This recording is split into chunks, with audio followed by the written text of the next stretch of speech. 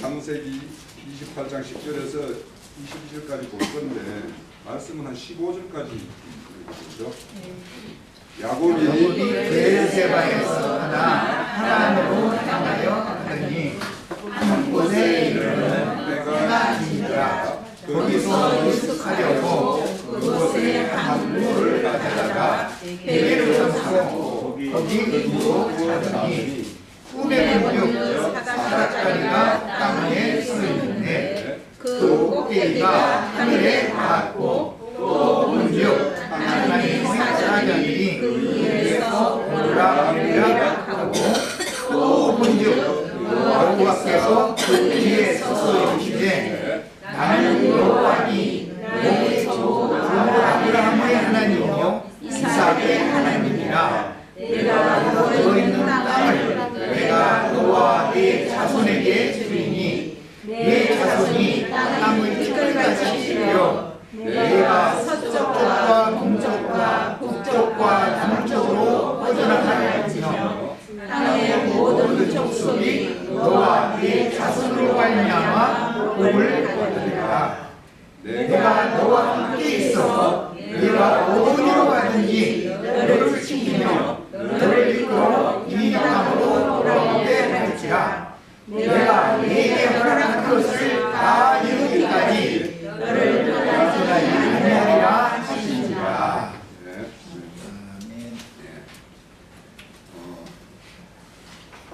제가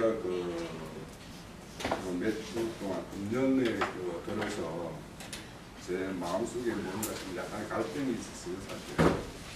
그래서 우리가 교회의 어떤 가르침에 따라서 그리스도의 심판대가 있는 것도 알고 또 부름의 상이 있는 것도 아는데 제가 지금 이렇게 제가 생각하고 이렇게 하는 것이 그런 심판대를 아는 사람 또 부름의 상에 합당하게 그런 어떤 신앙생활을 하고 있는 것인가 이런 거에 대해서 무엇인지가 이제 좀 제가 혼돈에 빠져 있었어요, 사실. 그래서 이제 지난 몇 주 동안 여러 가지로 생각도 해보고 뭐 이렇게 하는 과정에서 사실 명쾌하게 답은 뭐 이렇게 딱 듣지는 못했는데 제가 이 말씀을 보면서 좀 위로를 받고 싶었어요, 사실은. 그래서 오늘 우리가 본 내용이 사실은 뭔가가 막혀가지고 답이 안 보일 때 사실 사람은 굉장히 좀 좌절하게 되고 어려움을 겪게 되는데 오늘 이 말씀을 통해서 우리 교회의 지체들이나 저를 포함해서 우리 지체들도 어려움 속에 있는 어떤 그런 지체들 좀 위로를 받았으면 좋겠다는 생각이 듭니다. 우선 제가 아까 여기 소모임에서도 이제 말씀 나눴듯이 우리가 성경 말씀을 통해서는 이게 다 우리에 대해서 위로의 말씀도 있고 또 우리가 옛버릇으로 살았던 어떤 그런 것이 있어서 이제 책망하는 말씀도 있어요. 그래서 우선 우리가 위로를 좀 받고 싶고 제 스스로 그래서 위로를 주거리고 있는 분들에게 위로를 삼아 좀 말씀드려볼게요. 그래서 이 야곱의 인생의 전환점이 이제 딱 시작되는 게 지금 28장부터예요. 사실 이제 베르세바에서 하란으로 넘어가는 것이 어째 보면 이제 강약 교회 생활로 넘어가는 것랑 매우 마찬가지예요. 이게 전환점이. 그런데 야곱이 바로 앞에 이렇게 갔었을 때 바로가 야곱에게 묻죠. 나이가 얼마냐고. 그럴 때 야곱이 내가 험악한 세월을 살았다. 험악한 세월 130년을 살았다라고 나그네 인생 130이다라고 이렇게 말씀을 해요.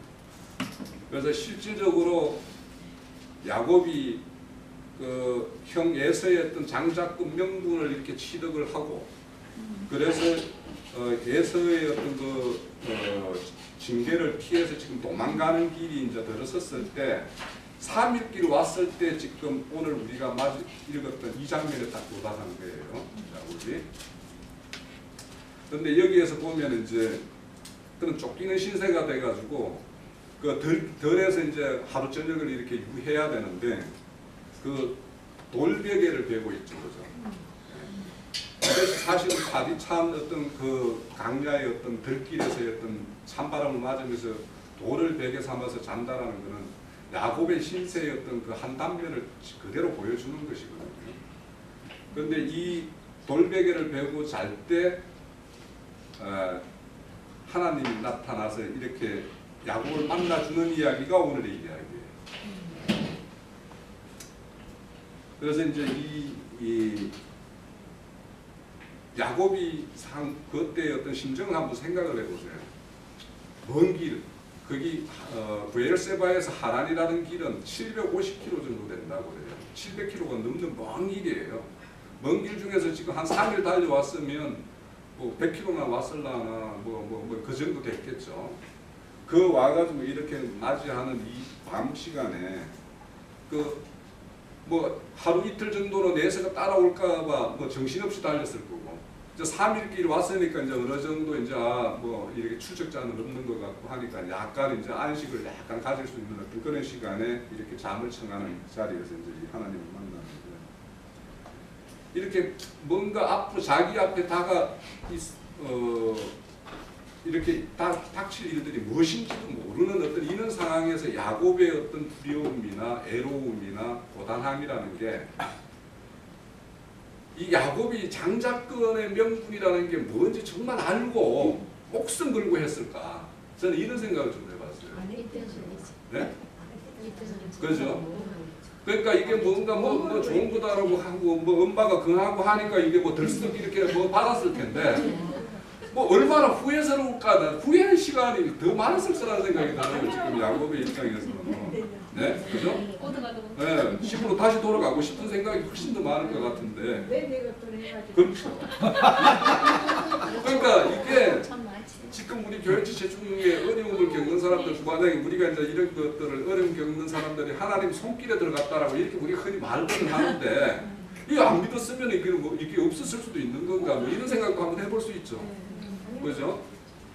그런 것처럼 저도 이 신앙이라는 거를 이제 뭐 20여 년 이제 이렇게 넘어서 가는 것 같은데, 뭘 내가 알고 있는 거 아니고 뭐 이런 생각이 사실 있어요. 그냥 오다 보니까 지금까지 온 거예요.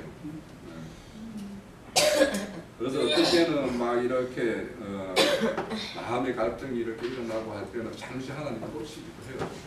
왜냐하면 야, 이러려고 내가 예수를 믿었나 이런 생각이 갑자기 들 때가 있어요. 이러려고 대통령이 그래서 이제 이런 어떤 절망 가운데 있을 때 뭐냐면 하나님이 딱 만나는 거예요. 그래서 오늘 이 시간에 저를 포함해서 이렇게 어려움에 있는 분들은 이 시간이 하나님을 만날 수 있는 절호의 기회였고 더 깊은 만남을 가질 수 있는 어떤 그 시간이라는 걸 반드시 믿어야지만이 다시 돌아올 수가 있고 야곱이 험악한 나그네 생 130을 이겨낼 수가 있어요. 그래서 오늘 우리 여기 안 보이는 우리 형제님도 있고 한데 참 그 형제를 생각하면서 가슴이 아파요. 어떻게 어떤 다름이 있었길래 이렇게 어려움을 당하는가 이렇게 싶기도 하고, 그래서 이런 어떤 야곱의 어떤 심정을 꼭 입어서 하나님을 만나는 귀한 시간이 됐으면 좋겠습니다. 지금 보면 야곱이 자기가 들길에 잤을 때 여기에는 하나님이 있을 거라고 생각지도 않고 지금 있는데 하나님이 딱 찾아오셔가지고 몇 가지 약속을 하고 있죠. 땅에 대한 약속도 해주시고 후손에 대한 약속도 해주시고 네가 다시 이렇게 돌아올 것이라는 것도 약속해 주시고 내가 어디 가든지 너와 함께 하겠다라는 것도 약속해 주시고, 자 이렇게 이런 약속을 받기 전에 야곱이 어떤 가정이 있었겠죠. 그렇죠? 야곱의 뭔가 간절함과 뭔가 절규가 있지 않는 한 하나님이 그분을 만나 줄 수, 이렇게 우리가 간단하게 지금 뭐 야곱이 별 뭐 베개만 베고 잤는데 그냥 예수님 하나님이 찾아오신 것처럼 이렇게 되어 있지만, 실질적으로 야곱은 하나님 만나기 이전에 자기 어떤 후회스러움과 뭔가 이런 것 여러 감정들이 분복이 돼가지고 막 이렇게 뭐 후회와 뭔가 발행과 소원과 이런 것들이 막 있었을 거란 말이에요. 그래서 이런 시간을 통해서 뭐냐면 하나님의 어떤 문이 열리죠. 이게 뭐냐면 기도의 문이 열려요. 이런 간절함이 뭔가 나한테 있어야지 나에게 기도 문이 열리고 하나님을 내가 찾는 어떤 누군가의 어떤 나의 도움을 줄 수 있는 자를 찾는 이런 마음이 있단 말이에요. 그래서 이 야곱이 지금 이렇게 하란으로 가게 된 원인을 우리는 다 알고 있죠. 그러면 거기 하란이라는 데 가면은 뭔가가 좋은 것이 예비되어 있냐 하면 우리가 다 알다시피 20년이라는 긴 세월 동안 장인이고 또 그죠? 삼촌인 그 삼촌 밑에 다rum을 20년을 받는다라는 게 오늘날 우리가 만약에 이 혈통적으로 형제나 누군가 이런 삼촌이나 이런 장인한테 이런 다rum을 받고 살 사람이 있을까요? 그죠? 그런데 그렇게 20년이라는 긴 세월이 예비가 되어 있어요. 그러니까 지금 이 시간에 그런 어려움이 있는 형제들도 앞으로 더 큰 어려움이 있을 수 있다는 것까지도 각오해야 되는 거예요. 우리가 이런 그림을 봤으니까. 그러니까 다 여기에서 빨리 빼줄 것 같고만 기대하고 이렇게 있으면 점점 수렁에 빠질 수 있는데 야곱이 20년을 삼촌, 자기 피끝인 삼촌에게 그렇게 다rum을 받듯이 그런 것이 있을 수 있다는 걸 이렇게 우리가 새겨야 돼요. 그런데 여기에 보면 이제 야곱이 그렇게 하나님을 만나서 이렇게 약속을 받고는 자기가 깨달은 게 있죠. 여기에 자기가 하나님은 어딘가에 다른 곳에 있을 그런 하나님 알았는데 바로 여기에 자기와 함께하고 있다는 걸 알았어요. 네? 그죠? 그래서 여기에는 하나님의 집 보면은 17절에 보면 여기가 하나님 집이요 하늘의 문이다 라는 걸 이제 이렇게 깨우친 거죠. 그러니까 이런 깨우침에서 우리가 특정한 그러니까 아까 오전에도 형제님 말씀 중에서 임마누엘 하나님이라는 걸 이렇게 말씀을 주셨는데 우리가 임마누엘 하나님이 아니면 우리가 너무도 쉽게 이런 어떤 우리의 어떤 익숙한 것들에 다시 넘어가기가 너무도 쉬워요. 그러니까 저도 막 뭔가 이렇게 고민을 하고 뭔가 이게 뭐야 내가 어떻게 해야 되는 거야 이런 걸 막 하다 보면 생각이 생각을 낳고 고민이 고민을 낳고 해가지고 사실은 실타래가 꼬이지 이게 풀리지가 않아요 사실. 그래서 이제 뭐 최근 우리 그 카페에 뭐 이렇게 여러 가지 형제님이 이렇게 뭐 주시는 거 이런 것들도 참 사실 보면서 그 어떤 한 장면을 보고 사람들이 여러 가지를 다양한 생각을 가질 수 있는데 사람은 자기가 보고 싶은 것만 보는 거예요. 네. 그래서 이것이 어떤 우리의 어떤 각자가 가지고 있는 어떤 틀이고 그 어떤 진에 이렇게 쌓여 있는 어떤 실상인데 그걸 누군가가 깨워주지 않으면 사실 그게 못 깨어나요. 그래서 병아리가 이렇게 뭔가 부화가 돼가지고 계란이 부화가 돼가지고 계란이 되는 데에는 엄마의 어떤 따뜻한 품이나 이런 것이 있어야지만이 안에서 생명이 자라서 그 생명력에 의해서 그 껍질을 깨는 거 아닙니까? 그런 것처럼 이렇게 생명이 이렇게 자라는 거는 누군가의 어떤 게 없으면은 사실은 혼자서 자랄 수는 없죠. 그죠? 그래서 이렇게 우리가 교회를 이루고 있어요. 근데 여기 보면 그 단순히 돌베개를 뱉던 이 돌을 18절에 보면 기둥으로 세우죠. 예? 예. 이 기둥으로 세우는데 이 기둥이 뭐냐면 사실은 이 기둥이 교회예요. 네. 우리가 여기 기둥이라는 것을 나체바라고 이렇게 히브리어로 그러는데 또 헬라어로는 우리 십자가 있죠. 십자가. 이게 스타우로스라고 하는데 이게 기둥이에요. 말 자체가 우리는 흔히 막 그냥 십자가 하니까 열 십자가 이거 끌어놓은 거 이걸 하는데 이게 헬라어로 보면 그냥 나무 기둥이에요. 네. 그러니까 이 야곱이 여기서 18절에서 세웠던 그 기둥이 신약에 예수님이 와서 실제로 이 땅에 이루어진 사실은 뭐냐 야곱이 이렇게 약속을 받고 이렇게 행했지만 물론 야곱이 35장에 가면 이 기둥을 새로 세워요. 이 새로 세우고 기둥에다가 자기 어떤 전제를 드리고 막 이런 죄를 저질러요. 그러니까 야곱의 어떤 신앙으로서는 이 처음 어떤 그냥 자기가 약속으로 주님과의 어떤 약속의 어떤 기념으로 세웠던 이 기둥을 35장에 가면 다시 자기 기둥을 세워요. 세우면서 거기에서 이제 이 기둥에 온전하게 이제 성취를 야곱에게는 성취가 되는데 이것이 온 이스라엘 모든 민족에게 이루어지는 것은 뭐냐면 십자가에서 주님이 달리심으로 인해 가지고 이루어지는 성취. 그게 뭐냐면 십자가에 달려서 돌아가심으로 인해서 산출된 게 뭐냐면 교회예요. 그러니까 이 교회거든요. 이렇게 야곱이 그렇게 절박한 가운데에서 돌베개로 자기 어떤 안식을 삼았던 것이 실질적으로 자기 어떤 영혼의 안식이 되는 그런 교회로의 건축이 여기에서 이루어져요. 그러니까 오늘날 이런 어떤 각자가 처해 있는 상황에서 이렇게 어려움을 겪고 있는 이 어떤 우리 지체들이나 어떤 형제들이 각자가 거기에서 일어서야지 교회로 건축이 돼요. 그러니까 거기에서 꼭 이겨서 다시 돌아와서 최종적으로 그 돌기둥을 다시 세우고 거기에 전제를 부었을 때 그 야곱에게 뭐라고 그러냐면 이스라엘이라고 해요. 35장에 가면 35장 14절에 가면요. 그런 것처럼 내가 참 이스라엘이 되기 위해서는 이렇게 내가 어설프게 잘 모르고 뭔가에 의해서 이렇게 순간적인 어떤 짧은 감동에 의해서 이루어졌던 이 사실이 실질적으로는 언젠가는 성취돼요. 성취되는 그날까지 나아가려면 이 사실 야곱이 이렇게 어려운 가운데 공경 가운데 절망 가운데에서 만났던 그 하나님이 이렇게 다시 야곱을 다시 약속의 땅으로 다 돌아오게 하죠. 그 베델에 가서 자기가 다시 예배를 드리게끔 제단을 쌓게끔 해요. 이런 것까지 나가야지만이 참 이스라엘이 되듯이 지금 각자가 어려움을 겪고 있는 거기에서 꼭 이 야곱의 이김을 잘 받아서 저도 그렇고 우리 교회를 이루는 전체 지체들이 다 그렇게 해야 돼요.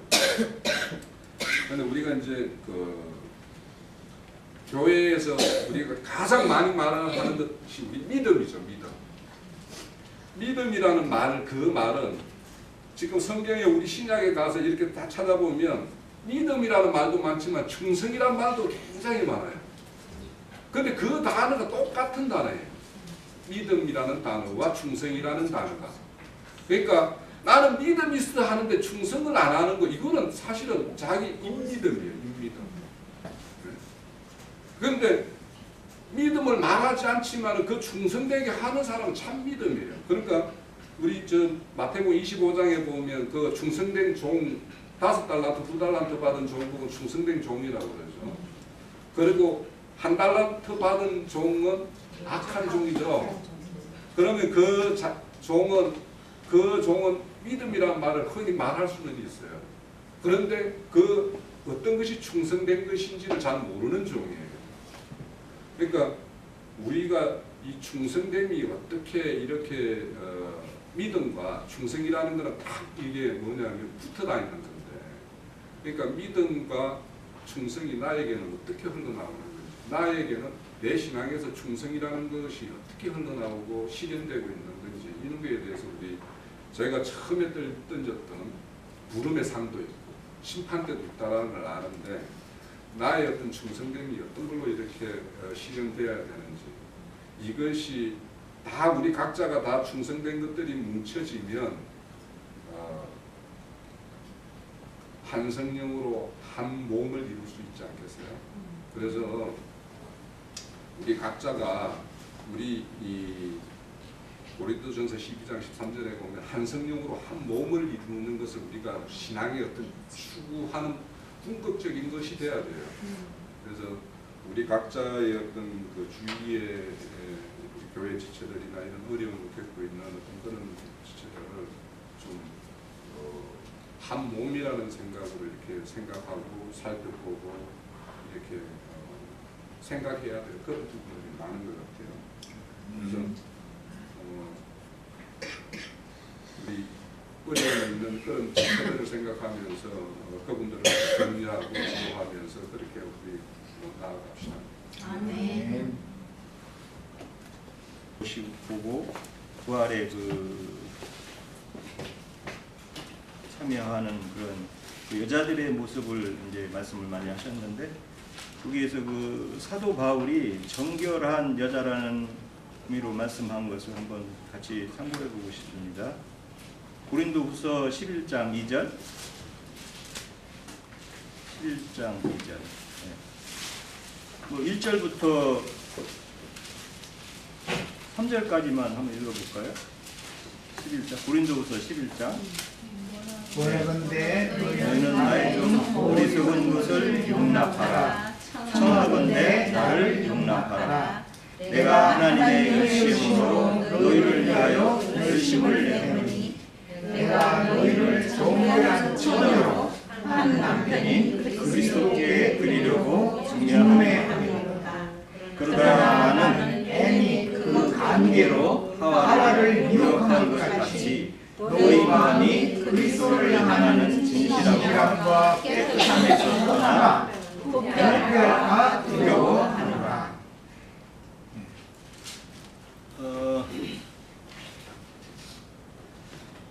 이 사도 바울이 이런 말씀을 하실 때 여건과 그런 고린도 교회의 여러 가지 상황들을 우리가 이 말씀을 통해서 이렇게 추측을 해볼 수 있는데, 첫 아담이 여자인 이제 하와 부르기 전이죠. 여자로부터 뱀의 미혹을 받아서 이렇게 믿음의 신앙이 타락한 것을 바울 사도가 여기 와서 이렇게 이런 말씀을 도입을 하면서 이방인들의 교회에 신앙이 타락하고, 그래서 정결하지 않은 신앙으로 변질될 것을 이렇게 두려워한다고 이렇게 말씀을 해 나가시는데, 근데 1절에 보면은 원하건대 나는 좀 어리석은 것을 용납하라 이렇게 말씀을 하시는데, 바울이 사울일 때는 굉장히 총명하고 막 유명한 사람으로 이렇게 날렸는데, 여기서는 좀 어리석다고 자기를 이렇게 또 이렇게 하시는 거 보면 또 어리석은 것을 용납해달라. 사역자들의 허물들이나 어떤 그런 언어 표현이나 뭐 이런 것들이 좀 이렇게 미숙할 때 사실은 여러 가지 말을 함축적으로 이렇게 여러 가지 하는 말을 하면은 이 말 자체가 사실 당신도 어떻게 표현해야 이게 좋을지 모르겠다고 가끔 얘기도 하시지만은, 어떤 상황을 이게 어떤 말로 다 이게 표현할 수 없는 그런 것들이 많이 있는 것 같아요. 성경 말씀 중에 상황들이.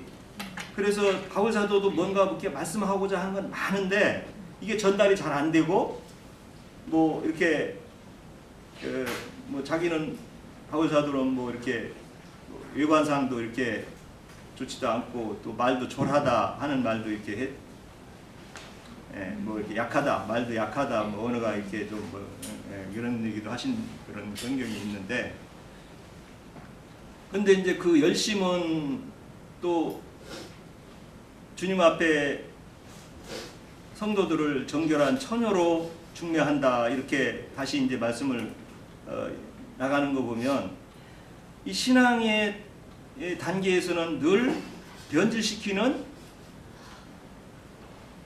뱀의 관계가 있다는 거죠. 예. 그 뱀의 관계는 하나님께서 허락하신 거잖아요. 예. 왜? 정결한 사람들을 얻기 위해서, 또 아까 홍 형제님 얘기했지만 충성되고 믿음 있는 자를 보기 위해서. 그것은 필수적으로 우리가 신앙 여정에서는 뱀의 관계가 늘, 신앙 노정에는 늘 그게 개입이 될 수밖에 없다는 것을 이 말씀을 통해서 우리가 분별해야 볼 필요가 있다고 봐요. 그래서 늘 그 하나님의 말씀을 혼잡케 하는 영들은 늘 우리 신앙에 어렵게 만들고 또 정확한 표대를 보게 하는데 개인적인 마음에서 우러나는 것도 있지만 외부적으로 미혹하는 영들도 들어오고 이런 게 이렇게 반복된다고 이렇게 생각하는데, 그래서 저도 가끔 그 전에 그랬어요. 예수를 같은 예수를 믿는데도 왜 이렇게 생각하는 게 서로 다른가? 예, 어떤 교파에 가면은 같은 예수 잘 믿는다고 그러는데 막 예정론을 막 피고, 또 어떤 교파에 가면은 만인구원인데 하나님이 뭐 누구는 구원하고 누구는 안 구원하냐고, 인간 다 구원하려고 해서 예수만 믿고 교회로만 오면은 다 구원 받는데 뭔 소리냐고 막 이렇게 또 글쎄 예수는 다 믿는다는데 왜 이렇게 혼란한가 막 참 고민했던 적도 많은데, 사실 이런 바울 사도의 이 보면은 교회 안에 뱀이 들어와 가지고 아담이 있던 동산의 뱀의 관계가 도와왔듯이 교회에는 항상 뱀이 관계로 그 믿는 무리들을 타락시키고 또 도태되게 하기 위해서 늘 역사한다는 이런 그 원리가 작동한다. 예. 그것은 좀 가끔 얘기하는데 필요악인 것 같아요. 예. 어떻게 한 면에서는 악이지만 필요한 거죠. 예. 그걸 통해서 주님께서 충성된 자와 믿음 있는 자를 구하시기 위해서 우리가 신앙 여정에서는 필연적으로 그런 일이 일어난다.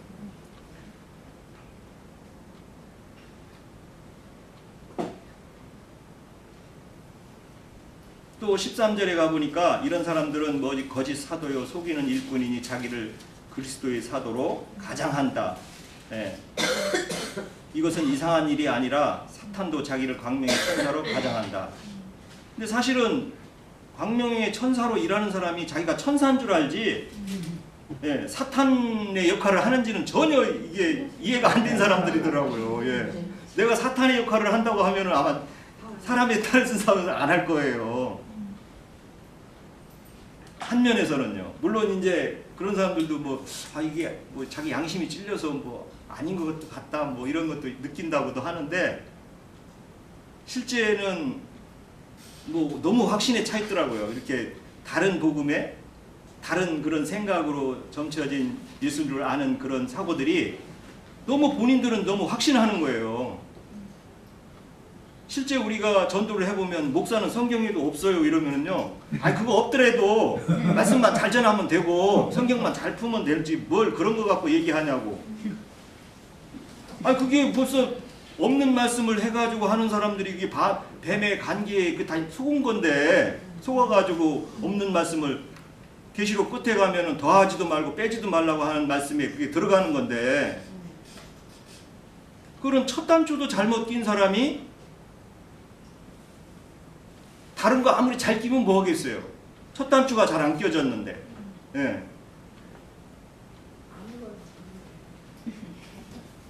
그래서 저는 그걸 첫 단추라고 그래요. 목사가 성경이 없는 것조차도 모르는 사람이 끝에 가서는 그 단추가 그게 끝을 다 맞겠느냐 이거죠. 목사 하시는 분들은 말씀만 잘 전하는데, 말씀 잘 전하는 게 뭐 인간 의라 구하고 세상의 은하 구하고, 예?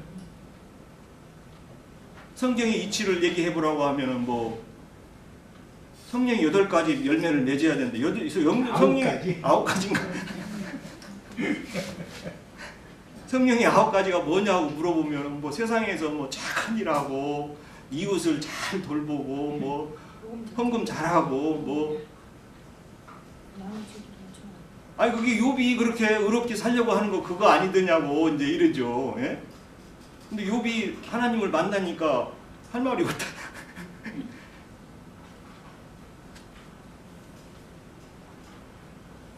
이 복음의 변질이라는 게, 우리가 신앙의 이 변질이라는 게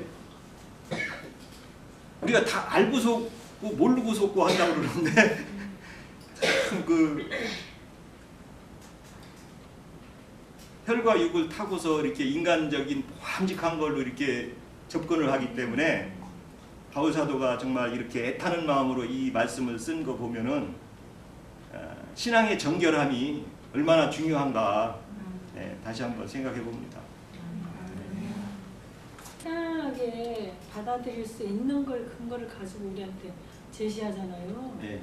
예수를 믿으면 이런 사람 돼야 하지 않냐 하면 갖다 딱 주면 맞아 끄덕끄덕 또 이렇게 해야 되지 않냐? 또 재물도 있어서 헌금도 하고 교회에서 필요하니까 아마 그럼 맞아 여기 딱 그런 걸로 가지고 오니까 사람이 딱 분별이 없는 사람들은 이게 거듭나더라 할지라도 여기에 속한 자들은 분별이 안 오잖아요. 영적인 거 육적인 거. 그러니까 그 선한 것을 받아들여주고 그것을 거부하고 부인하는 것이 참 정말 쉽지 않죠. 장성한 자들이야 이게 영적 감각이 있고 분별력이 있어서 딱 아닌 건 아닌 걸로 이렇게 지켜버리는데 그렇지 않은 사람들이 거의 태반이라고 볼 수가 없는 거죠. 사단이 그걸로 감각에 속이기 때문에 사람들도 자기들 뭐 알고 속는 사람도 물론 있겠지만 모르고 속는 사람들 많죠. 거의 태반이죠. 나는 목사들이 알고 그런다. 약간은 알지만 완전히 알지는 못한다는 생각이 드는 게 완전히 지금 사도 바울처럼 이상한 계시를 봤다면 정말 그 자리에는 죽으면 죽어도 못 있을 것 같거든요. 그러니까 그 사람들 자체도 좀 희미하게 봤기 때문에 사람의 관점에서 자꾸 보는 그 옛사람 사고를 갖고 있지 않나. 이게 두려움이 없는 거죠.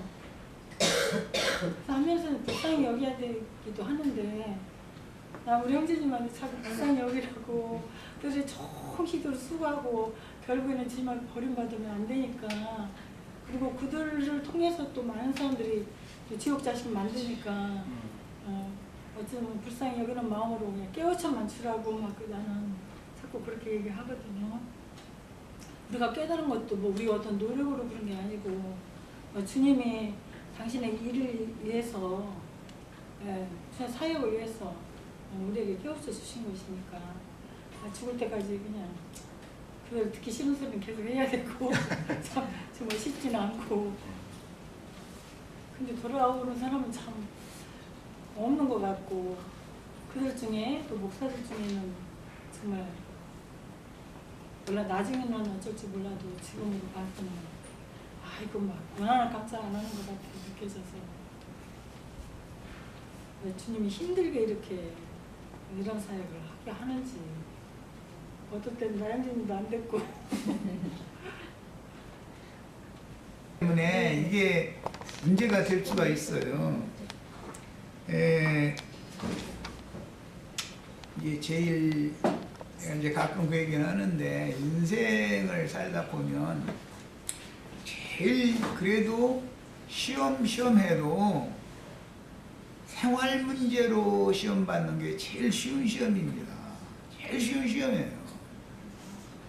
그럼 이제 어떤 사람들은 나영재님은 그걸 안 당해받는 것만 또 이러실지도 몰라요. 물론 이해가 되는 말이에요. 그러나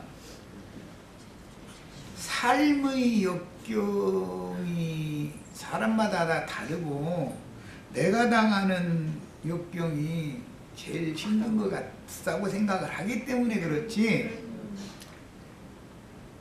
다른 사람이 당하는 그것은 본인이 감당이 안 되기 때문에 그걸 경험을 안 시켜서 본인이 사실 모르는 거예요. 자기가 제일 힘들다고 하는 사람은 아직 세상 말로 말하자면 물정 모르는 사람이 사실은 아직 맛을 조금 더 봐야 돼. 그러면 이제 이해가 이게 생활 문제로 고난 당하는 것은 이건 아무것도 아니구나.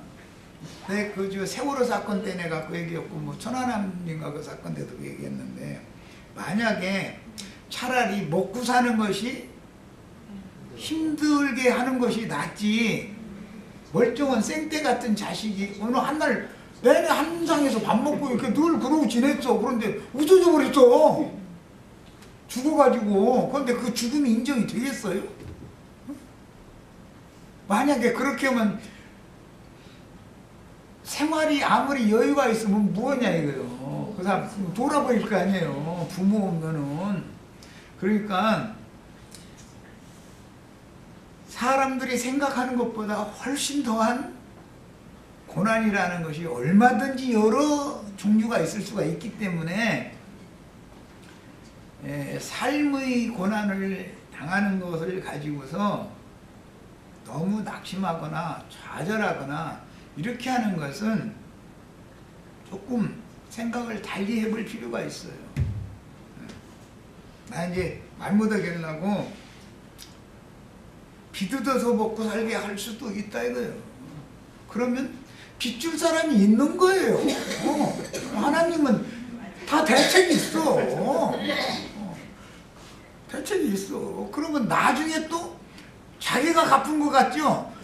빚을 지게 하신 분이 빚을 갚게 해줘. 어느 날 보면 빚이 또 없어졌어. 그만큼 고생을 했죠. 그렇지만 그런 것을 다 모든 것을 다 종합적으로 판단을 해본다면 건강하게 해주신 거, 또 나의 가정에 어떤 불구자 자녀가 출생되지 않게 해주신 거, 이런 걸 생각해 봐야 돼요. 갑자기 내 아내가 예를 들어 치매가 왔다, 내 남편이 치매가 왔다. 차라리 먹고 사는 것 때문에 좀 고난당하는 게 낫지. 나가서 고생하면 먹고는 살으니까 그게 낫지. 자기가 몰라서 내가 지금 제일 큰 고난당한다 이렇게 생각하고 자꾸 하나님 원망하고 이런 식으로 나가면 안 되는 거예요. 사람이 너무 생각이 폭이 짧아서 그런 거예요. 그게. 이런 걸 좀 생각해야 되겠고, 어떤 경우에도 중요한 건 함께 하신다고 하신 약속을 이제 믿어야 되는데, 함께 하시면은 구원자가 메시아가 함께 하시면 삶의 고난에서도 건져주시는 게 그때도 당연히 건져주시죠. 그런데 어느 만큼의 때와 기한이 정해져 있어서 그걸 거쳐야 되는 일이기 때문에 하나님이 하시는 행사에 대해서 당신이 하셨으면 무조건 옳습니다고 믿어질 때까지는 할 수 없는 거예요. 믿는다 그러지만 사실은 자기에게 유익된 것을 주시면은 믿습니다. 내가 이렇게 믿었더니 막 이렇게 됐다 막 자꾸 이러자는데, 그런 간증하는 소리 들으면 아이고 저 사람 저거 아이고 저 위험하네 막 뭔가 조마조마하잖아요. 불안하잖아요. 만약에 자기가 원하는 대로 안 해주면 안 믿을 거예요 그럼? 그러니까 함께 하실 때 하나님은 양면으로 언제든지 나에게 좋은 것을 갖다 주시는 하나님으로도 역사하시지만, 그 하나님만 구원자냐면 나에게 마귀를 보내가지고 유업에게 사탄을 하나님이 보내신 거거든. 그게 보내가지고 시험하게 할 때 마귀도 그게 하나님이거든. 마귀 신이잖아요. 그래서 마귀만 왜 마귀를 보내셨느냐고 그것을 원망할 일이 아니고, 내가 이것도 넘어서야 되는구나 라고 받아들일 수 있는 게 믿음이라는 거예요. 인정하기가 어려운 것을 믿어야 되는 것이지, 내가 인정하는 것만 믿는다면 그거는 어떤 사람 못 믿어? 안 믿어. 그건 다 믿는 건데. 기독교계가 이 시기다 이거. 그 믿음이 깊고 높고 넓은 그 포괄적인 하나님의 믿음이어야 되는데, 계시될 믿음이어야 되는데, 예수 그리스도의 믿음이어야 되잖아요. 그게 아니고 자기 나름으로 설정해놓은 믿음이다 이거예요. 뭐 좋은 걸 주면은 막 그분이 믿음이 그렇게 좋더니 오늘날 이렇게 성공했다. 만약에 성공을 안 시키고 끝내 성공을 못 하고서 만약에 죽게 만들었어. 그러면 안 믿을 거예요?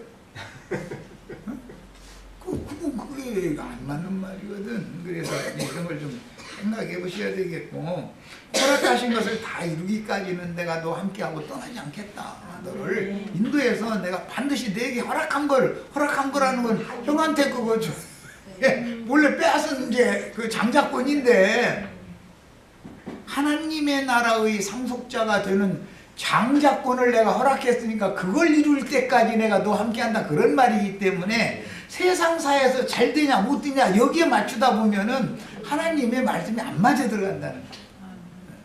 인양에서 마치겠습니다. 우리는 물론 이제 그래도 이제 참 마무리 한마디 할 게 뭐냐면 인생사에서는 여러 가지 우여곡절들이 있기 때문에 마음에 품고 기도도 하셔야 되고 어떤 형제나 어떤 자매가 어떤 시험 가운데 들어있어서 고통받으면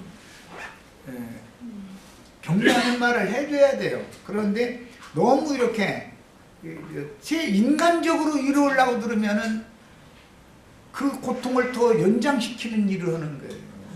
끝내게 만들어야 돼. 거기에 대한 미련, 여기에서 내 이런 어려움에서 나 벗어주게 하실 그 주님 그 기대하지 말라고. 형제가 바라는 것, 자매가 바라는 것이 안 이루어지고 더 엉뚱한 방향으로 하나님은 문제를 해결하실 수도 있기 때문에 우리는 하나님만 바라보고 갈 수밖에 없다. 이렇게 얘기를 해서 미련을 끝내게 만들어야 십자가에 딱 세워놨으면 죽어야 되는 것이지 거기서 내려가지고 뭘 세보면 뭐 이거 하려고 하는 이 생각을 갖는 게 인간이거든. 그게 인간의 약점이거든. 그런데 기독교계 목사님들은 인간의 그 약점을 너무 잘 알기 때문에 유유적절하게 이용해 먹는 거잖아. 설교를 통해서 다 이게 막 긁어주고 막 이렇게 해주고 자꾸 그러면은 금방은 당장은 조금 뭔가 이렇게 위로가 되죠. 그러나 사실은 그의 고난 하나님이 그에게 손을 대기 시작했으면 손 들고 굴복할 때까지 하기 때문에 그 기간을 연장시키는 역할을 할 수가 있다는 걸 잘 생각하셔야 돼. 사람들을 이렇게 세울 때는. 그래서 조금 서운할 때 서운하고 냉철한 것 같은 그런 상대방이 그런 느낌을 심지어 든 정도까지 해도 어차피 하나님의 생각은 인간의 생각과는 다른 어떤 계획을 갖고 계시고 궁극적으로는 그분이 해결자신데 문제를 일으켰으면 해결도 그분이 하셔야 되니까. 그런데 사람이 뭔가를 구상해놓고 계획해놓은 거기에 맞춰서 하나님이 해주기를 바라는 그 생각은 버려라. 이걸 명확하게 해줘야 되겠어요. 마치겠습니다. 그리고 잠깐만 내가 이게 신앙을 그리고 이렇게 앞서서 신앙 체험한 사람들 그런 것도 들어보고 자기 신앙도 점검해보는 게 참 좋은데 그냥 좀 막무가내 사람 있잖아요. 남의 것은 그냥 제껴버리고 좀 자기중심적인 거 그런 거 좀 벗어나야 되고 내가 신앙생활 하면서 나 지금 정말 원망하고 해도 너무한다고 그러고 정말 나같이 내가 나를 봐도 뭐 남한테 막 손을 베풀고 산 건 없지만 그래도 내가 안쓰러워 이렇게 살았는데 남들은 뭐 기도한 대로 이루어졌다는 나는 뭐 기도하면 반대로 돼가지고 항상 그러니까 많이 원망했는데 많이 그런 걸 겪고 난 후로 내가 알아진 게 있는 게 내가 괜찮은 사람, 선한 사람 그래도 뭐 뭔가 버리지 말아야 될 어떤 그런 것들 갖고 있는 그거 옛사람을 분명히 깨는 과정이거든요. 옛사람이 아무리 선하고 옳고 좋아도 주님 보시기에는 이 사람을 깨야 돼. 사고를. 그래서 반드시 그걸 거쳐서 새 사람을 만들기 때문에 내가 많이 그런 거 내가 만명이 원망할 때 너무 안 됐으니까 그래 너 원하는 거 줄게 하고 줬으면 내가 이런 주님을 만났을까 참 그런 것이 오면서 그때 내가 이걸 보고 했을 때 안 준 주님에 감사하고 야 내가 옛사고로 참 나의 그 완악한 고집 이제 나는 선하고 착하고 막 여리고 막 이렇게 생각했더니 주님 보시기엔 영 아니거든요. 그러니까 깨지는 과정인데 본인들은 그때는 또 모르는 거야. 그러니까 앞서는 지체들이 어떻게 살아왔는지 주님으로 인해서 어떻게 다른 반응을 받았는지 이런 것도 좀 들어보고 하고 하려고 마음으로 열어야하는데 꼭 이렇게 닫고만 있으니까 어떤 교제하기도 참 쉽지 않는 거 사실 그런 거 느껴요. 그것도 하나의 과정이죠. 어쨌든 우리가 믿는 하나님은 당신이 허락하신 것, 당신이 목적한 바를 이루기까지 함께한다라는 것. 하나님의 뜻에 나를 맞춰야지 나의 어떤 뜻을 정해놓고 나서 하나님 이걸 해줘야 된다 이렇게 하면은 이건 안 되는 거예요. 그것도 기술이라니까. 자.